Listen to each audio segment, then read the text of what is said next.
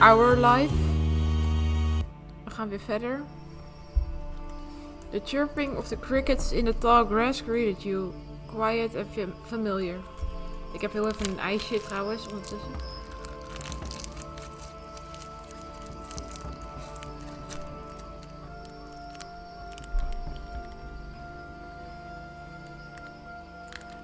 Zo jammer dat ze trouwens dit zelf niet zeggen. From the top of the hill you could see the ocean. As you walked you listened to the crash of the waves on the shore and the seagulls squawking as they settle down for the night. Als ik trouwens één woord niet goed kan uitspreken, sla ik hem gewoon even over. Want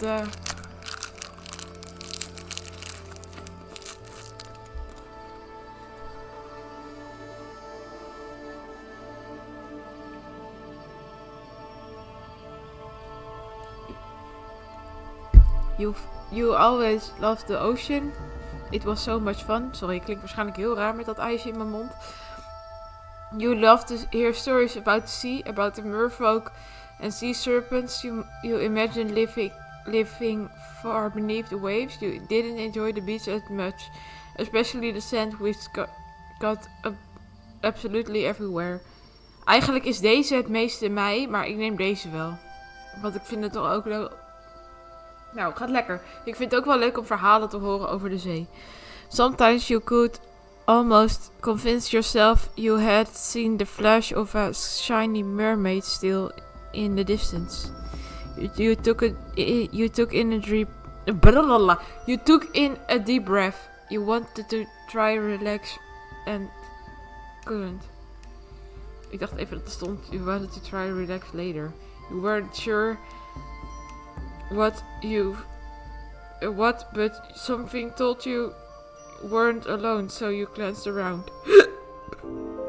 There was a boy sitting at the top of the hill, on the hill, almost completely hidden within the long grass and white flowers surrounding him. His head was buried in his knees, staring ahead by himself. For whatever reason, probably just that he wasn't paying attention. Ik weet niet waarom ik painting ervan maakte. He hadn't noticed you yet. Trouwens, voor de duidelijkheid, ik film dit nog steeds op een dag waarbij ik een beetje moe ben. Dus sorry als ik een beetje doe. Want ik ben een beetje moe. You watched him a minute longer, feeling a little bit like you found a deer in the wild. Dat kan ook trouwens de reden zijn waarom ik een beetje over mijn woorden heen strijkel. Found the deer. Though the deer didn't have. Ik kan dit echt niet uitspreken. Green hair, wavy eyebrows, huge glasses, pink cast, sad frowns. Dat doe die wel. But this new boy did. You weren't sure what else in the world had eyebrows like that, if there was anything. After a few more seconds, you took a step forward, then another. And then he glanced your way. Trouwens, ik ga deze video waarschijnlijk tot misschien 15 minuten doen. Of 16 minuten en dan stop ik hem weer eventjes. Want dan kan ik deze video dit spel in meerdere delen doen.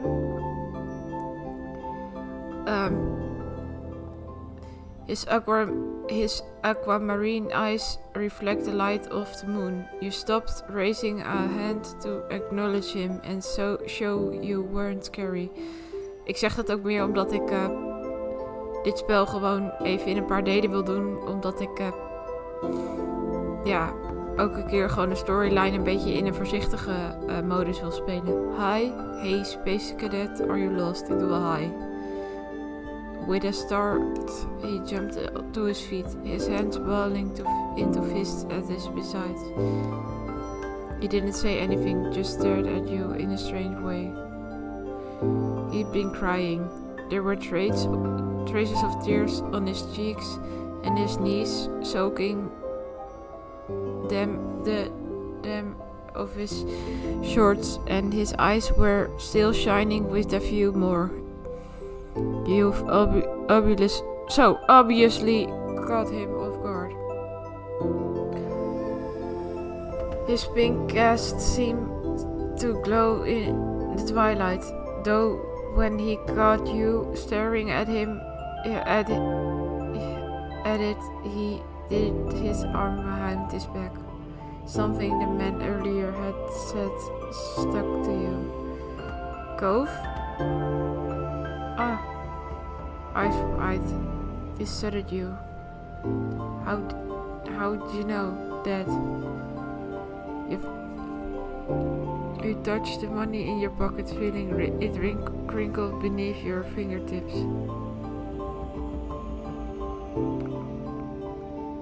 Oh. So is this your hill? He gestured with his uninjured arm to the patch of grass surrounding you, his face falling at the prospect. I can leave if it is. Yep, you can't own a hill. You shook your head. While doing so, you also picked at a strand of lint on your leg. What a weird question to ask someone. Oh. He sat back down with a thump, resting his chin on his knees again. Sorry trouwens dat ik dit niet naar het Nederlands kan vertalen, maar ik vind het gewoon heel lastig. Curious about the strange new boy with the odd dad, you sat on the patch of grass next to him. The pure white flowers that covered this hill rocked back and forth gently as the stars twinkled above. The way they dotted the sky made them seem like flowers too. The night wind was cool as it traveled over the ocean and up the hill, chasing away the heat from the afternoon sun. Why are you here? Why did your family move? A quiet hiccup escaped Cove as soon as you asked the question. Almost likely they never stopped. His tears started up again with a vengeance. My parents, they don't want to live together with me anymore. The tears fell fast and heavy over his flushed cheeks, sticking in his dark lashes.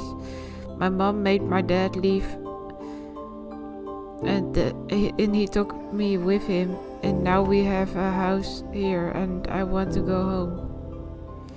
The outburst took you off guard. By the time he was done wailing, Cove's chest was heaving with exhaustion.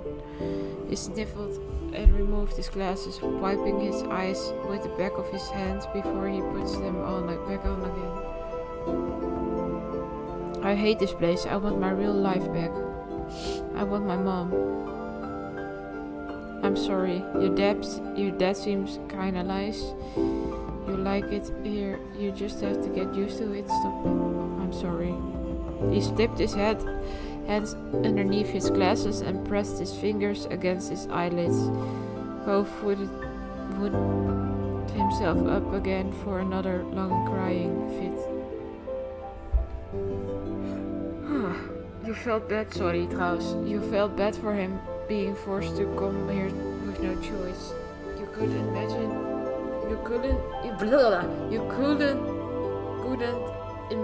what it would feel like to live with with only one of your moms. But it must be pretty hard. Sorry echt voor alles. Dat ik zo slecht uit mijn woorden kom. But from way up in the distance you hear your parents. Oh. Really? Cove? Kids, where did you go? Cove looked at you. Tears still clinging into his cheeks. Don't tell them we're here. I want to go home. I don't want to go back to that house. I want to go home.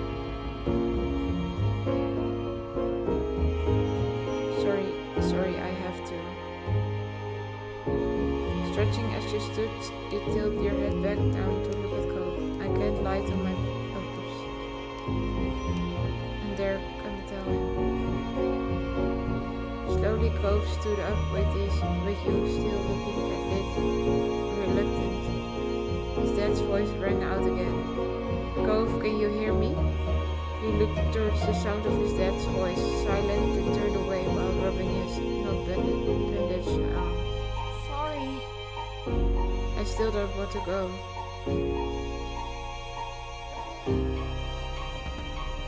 He tried to convince him. Are you sure you have to stay outside the whole night and sleep on wet grass? Before Grove could say anything else, you hear his dad's voice again, even closer than before. There you are, bud. The trio of parents appeared over the curve of the hill. Instantly, all their eyes landed on you and they rushed over. Both of your moms, ik had niet eens door dat het trouwens 2 moeders waren, want het zijn moms, maar were at your side in a split second, face still filled with worry. Niet dat ik dat trouwens erg vind of zo. Millie, you're here after all.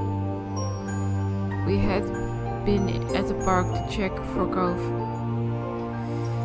And then hear what happened earlier when you met new neighbor. I thought you might have gone off further away. No, we're just sitting in the grass. Why is everybody acting like this is such a big thing? We're okay, don't worry. Cove didn't want to go home just yet. Mommy gave Cove a small smile and then she turns back to you. Thank God you're both fine. Were you two having fun out there? He looked over at Cove, who was wriggling around his dad, tight hug and pushing it at his arms. You shrugged. Yes, I like him. He's good. I think I'm gonna marry him.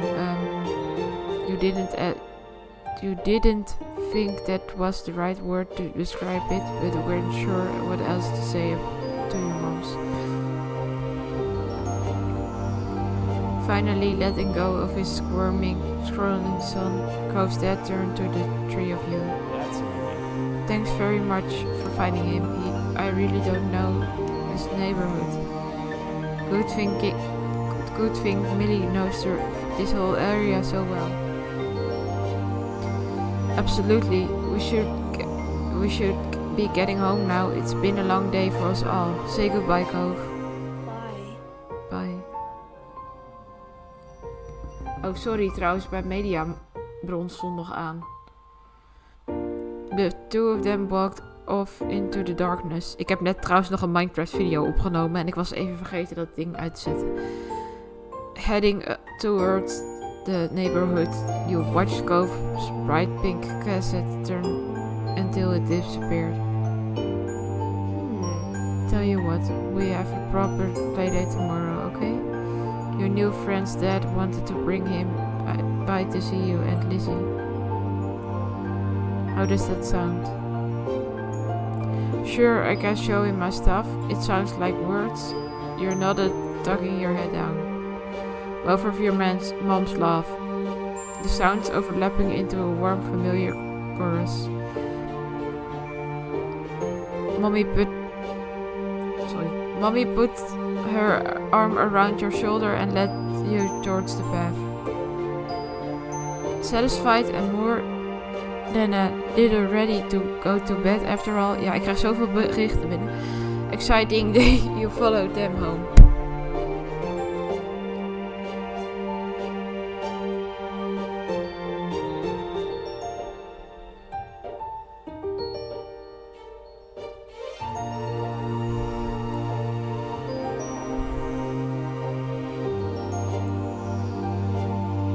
Weet je wat? Ik ga dit even bij de volgende aflevering doen. Vond je deze video super leuk? Dus een duimpje omhoog. Abonneer op mijn kanaal. Laat een leuke reactie achter. Delen met je vrienden. En dan zie ik jullie heel graag morgen weer bij de volgende video. Doei doei!